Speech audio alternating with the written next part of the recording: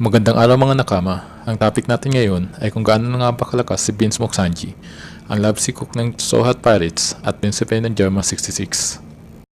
Samahan niyo akong mga nakama at ating himay-himayin ang kakayahan at lakas ng gentleman pervert na miyembro ng Sohat Pirates na si Sanji. Pero bago yun,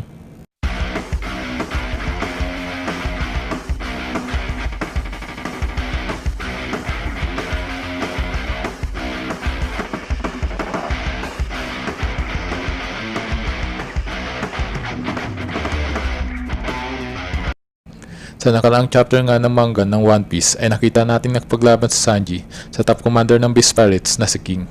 Ito nga ay dahil iniligtas niya si Momonosuke sa harap ng dalawang top commanders ni Kaido na si King at si Queen. Doon nga ay naglaban silang dalawa ni King at nagawang makasabay at makaligtas ni Sanji. Pero hindi ito ang unang beses na humarap si Sanji sa top commander ng isang Yonko.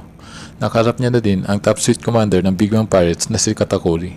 At sa maikling paghaharap nga na yun ay masasabing malaking panalo ito para kay Sanji.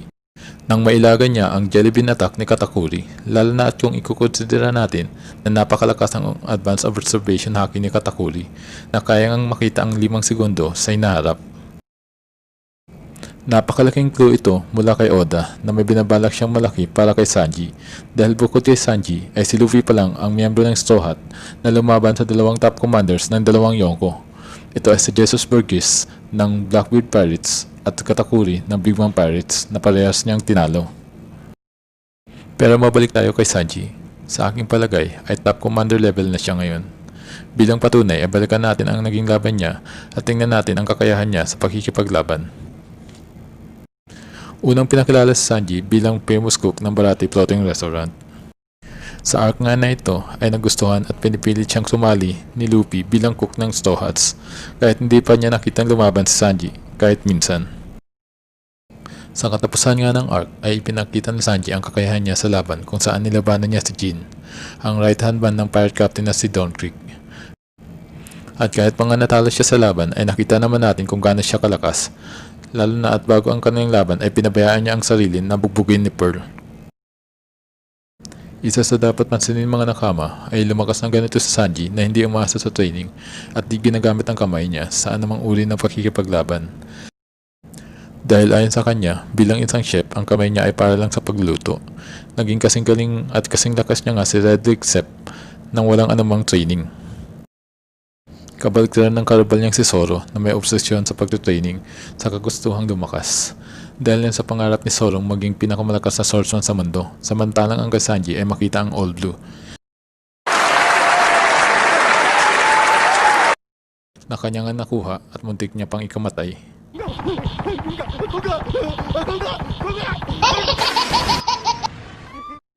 Pero seryoso, malakas si Sanji hindi dahil gusto niya maging malakas. Malakas siya dahil kailangan niya maging malakas at maprotektahan ang kanyang mga kaibigan. At syempre, para tulungan si Luffy para maging hari ng mga pirata. Dahil mula ng bata pa lang siya ay kinakitaan na siya ng mabuting puso. Ito nga ang dahilan kung bakit lalo siyang pinag-initan ng mga kakambal niya, bukod pa sa pagiging normal, hanggang sa makatakas siya at makilala si Red Leg Sep. Arlong Park Arc ay hinarap ni Sanji si Kurobi na ayon kay Oda ay ang right hand man ni Arlong. Madaling ang tinalo ni Sanji si Kurobi. Nagawa pang ang makalaban ni Sanji kay Kurobi sa ilalim ng dagat gamit ang talino niya. Dito, napakita ni Oda kung gaano kalakas si Sanji sa kanyang base form. Wala pa ang Jably Jambay, Raid Suit at 2-year time skip ay talagang napakalakas na ni Sanji.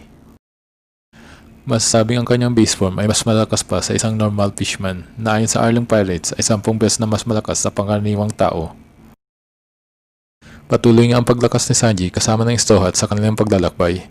Pagdating nga ng Enies Lobby para iligtas si Robin ay madali niyang tinalo si Jabra, ang pangalawa o pangatlo sa pinakamalakas na CP9. Dito ang unang ginamit ni Sanji ang Jably Jambay na lalong nagpalakas sa kanya. Isa pang hindi pansin ng tao kay Sanji ay ang kanyang durability. Laging bukang bibig ng mga tao ay kung gaano katindi ang durability ni Zoro nang tanggapin niya ang tantamong pinsala mula kay Luffy. Pero di maikakakaila na meron din matinding durability si Sanji. Yun ang iniligtas niya si Usopp kay God Enel. Nagawa niyang tanggapin ang isa sa pinakamalakas na atake ng Lightning Devil Producer at nagawa pa niyang ngumiti at makipag-usap kay Enel pagkatapos.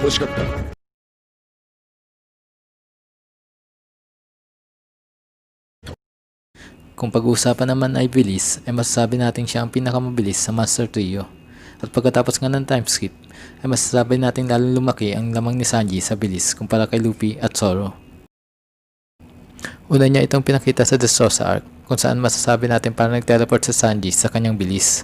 Kasama lang niya si Violet sa isang panel at bigla na siyang napunta kung saan nandun si Doflamingo para iligtas si Nami na nakasakay sa Thousand Sunny. Ganun kabilis si Sanji. Bukod pa nga dito ay tinawag siyang malakas ni Doflamingo nang maramdaman nito ang mga sipa niya. Si Whitebeard lang ang isa pang tao na tinawag ni Doflamingo na malakas. Napakalaking papuri ito galing kay Doflamingo dahil bago ito ay nakaharap niya na din si Law at Admiral Fujitora, pero ni minsan ay di niya tinawag ang mga ito na malakas. Ang isa pang pagpapakita ng kanyang bilis ay nang sipain niya si Oben at tiligtas si Chipon. Literal na walang nakakita sa kanya dahil sa kanyang bilis. Nakakabilib ito lalo na kung iisipin natin na di lang siya tumakbo ng mabilis gaya ng ginawa niya sa Dressrosa. Kumbaga, isang straight line lang ang tinakbo niya doon. Dito, pagkasipa niya kay Oben ay nag-iba siya ng direksyon para sa line sa Chippon, saka bumalik sa kick na dinagawa nila. Pwede nga natin sabihin na kasing bilis o mas mabilis pa siya sa second gear technique ni Luffy. Nasabi ko ito dahil ang second gear ay dinevelop ni Luffy para makasabay sa CP9.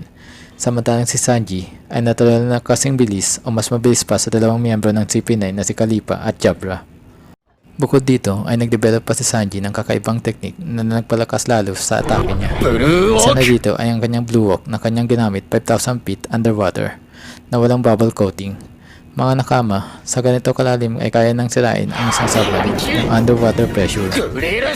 Ayon nga kay Usopp ay kasing bilis niya na ang mga fishman sa ilalim ng dagat nang kanyang inihaw ang isang tentacle ni Kraken na si Soromi gamit ang kanyang Jubbly Jumbly. Masasabi nga natin siya lang ang may kakayanang lumaban ng maayos sa ilalim ng dagat sa mga Straw Hats bago dumating at maging miyembro si Jinbei. Bukod pa dito ay kaya niya ding maglakad sa ere dahil sa kanyang skywalk. Natutunan niya itong gamitin habang tinatakasan ng mga umahabol sa kanya sa Okama Island. Ang special technique na ito ay dating mga miyembro lang ng CP9 ang nakakagawa. So mga nakama, bukod sa mga technique na ito na nabanggit ko at ang kanyang natural na lakas ng binti na na-develop niya mula pagkabata kay Sep, ay lalong ang bumilis, lumiksi at naging durable si Sanji pagkatapos ng time skip.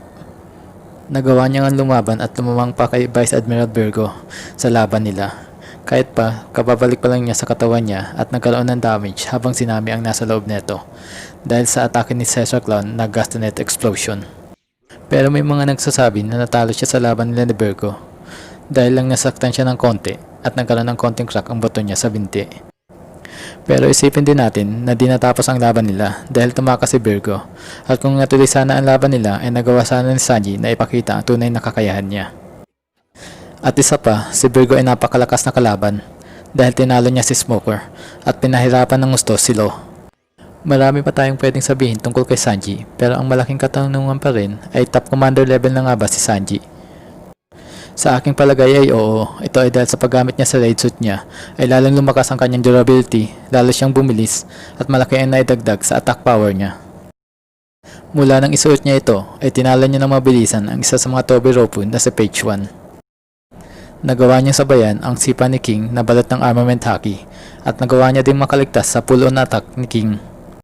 Bukod pa sa napakalakas ng kanyang observation haki na mas nauna pa siyang nagkaroon ng future sight kesa kay Luffy. Tingin ko magkakaroon ng round 2 ang laban nila ni King o kung hindi man ay si Queen ang sunod niyang makakalaban. Ano sa palagay niyo mga nakama? Agree ba kayo na top commander level na si Sanji at isa sa dalawang all-star ang makakalaban niya? O sa tingin nyo ay isa kina Hosu at Sasuke na parehong miyembro ng Tobiropo ang makaka 1-on-1 niya sa arc na ito. Comment ng mga nakama at salamat sa panonood. Huwag din kalimutan i-like at mag-subscribe kung nagustuhan mo ang video na ito.